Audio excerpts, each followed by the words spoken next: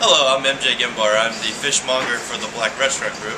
Today I'm introducing Quanta. She's our market manager at Black Salt Fish Market and Restaurant. And what she's going to be doing today is searing off a couple of pieces of fish.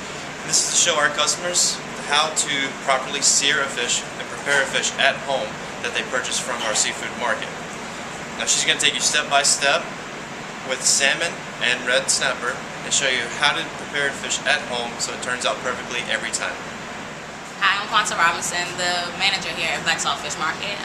Today we're just going to go through some real simple steps how you can sear fish at home. The two we're working with today are American red snapper and a farm-raised salmon from British Columbia, Schooner Bay. Basically we have here everything you would need basically at home: salt, pepper, a basic fish spatula, and some blended oil. You'll see right here that the fish is scored, just so you don't have to worry about the retraction of it when you put it in the pan. It tends to do that. So basically you want to get your pans as hot as possible without them smoking. Add a little bit of oil. What kind of oil would you recommend? I would recommend blended oil or vegetable oil. If you have a grapeseed oil, canola, or your basic vegetable oil. Olive oil it can burn a little quickly, so at higher heat. So I mean, and it just tends to work a little better with the fish. How hot do you get the oil? Just until smoking.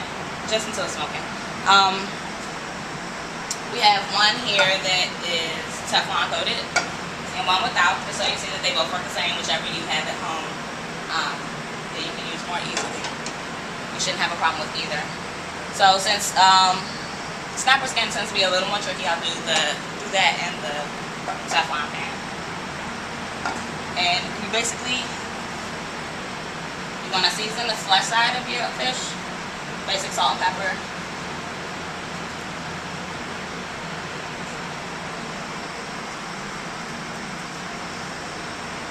And you always want to, if you're going to sear the skin, you always want to put that in the pan first.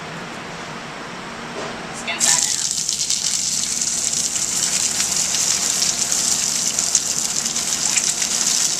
And why are you holding it down? Just to keep it from pushing away from the pan a little bit. You definitely don't have to use your hands. You can use a spatula, a standard fish spatula, or if you don't have a fish spatula, just a generic home spatula is fine. But you do want to hold it flush against the pan for like 30 seconds if you can. It can get a little warm, so. And why is this? To keep it flat? Yeah. Just to keep the skin completely against the pan, just to get an even, crisp skin. And you recommend eating the skin on the snapper? I do. And if you sear hard enough, I mean, it just gets really, really crispy. The same thing goes for if you were to do black bass, golden tilefish, any type of sea ring, the skin works the exact same. So I'm going to go ahead and put my salmon in the exact same way. And you're holding that down also? Depending on the cut of salmon, it tends to do the same thing. It'll push away from the pan a little bit. So you want to push on it just so it keeps contact with the pan all the way around, without actually mashing the flesh of the fish. Now you don't want to mash the fish up. And this is the non-Teflon pan, and it's no problem with it sticking whatsoever. You just have to make sure you get the pan hot enough, and so the skin almost kind of sears instantly. Definitely you won't have any problem with the sticking. If your pan isn't hot enough, it definitely will stick, and 9 times out of 10 it'll come completely off by the time you go to flip your fish. So looking at the snapper, you can see how it's kind of browning around the edges. That's a good indicator of that that it's time to flip it. I'm gonna let it go a little bit longer, just so you can start to see like the white around the edges a little more. And because of this cut of salmon, this one's starting to brown a little bit. If you were going for like a mid-rare to medium, you want to sear for maybe like 3.5 minutes.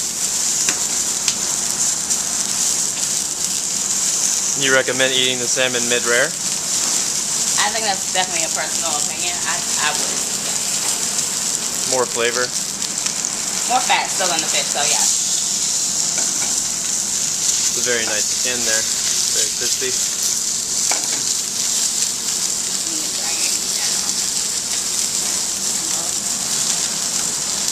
So as far as the salmon is concerned, it's kind of completely on you from here on out. Once you flip it, you know what temperature you want it to.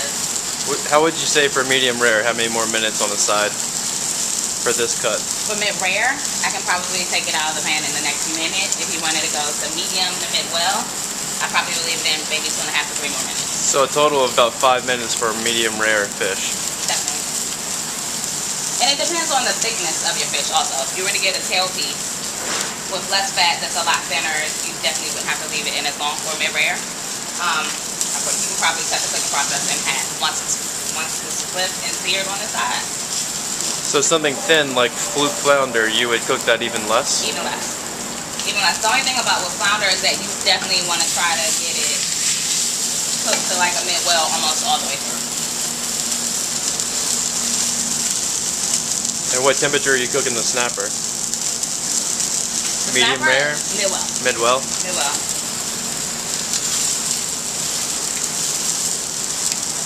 And honestly with snapper, you can't really cook it that much less than a mid-well. It gets still a little tough. With salmon, it's a lot more fatty. And it's easy to eat when it's mid-rare, medium, even rare. If that's what you like, it's still easy to eat. With snapper, not so much.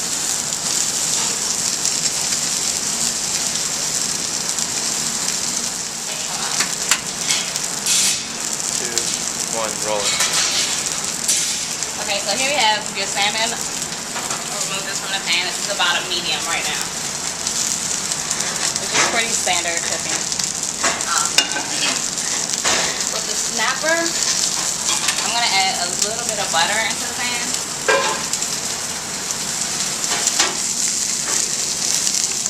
Why do you add the butter?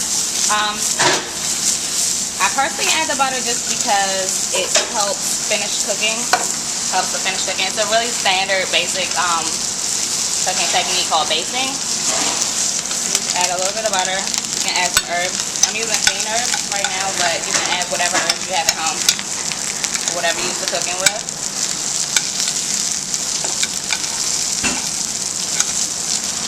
Like I said, it just helps to finish the fish.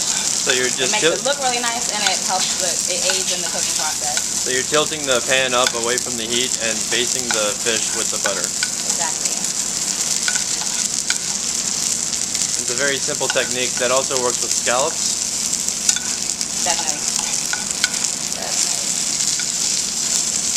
And it also adds to like gives it a nice caramel color. You have to be careful not to do it too long. You don't want to burn your butter. The total cooking time for this thick cut of snapper was about 6 to 8 minutes, is that right? I'd say, yeah.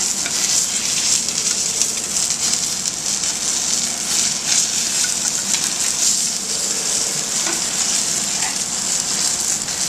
Once your herbs start getting dark like that, then it's definitely time to take it out the pan. Drain off any extra fat and it falls to the other side of the pan.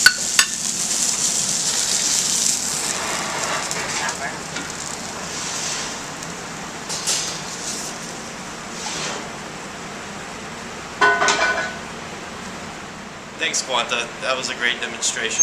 So now you guys know you can take a piece of fish home from the market, have our market staff help you, walk you through the process there, or you can watch our online videos. We'll have more coming soon to you. Thanks for shopping at Black Salt. You guys have a great day.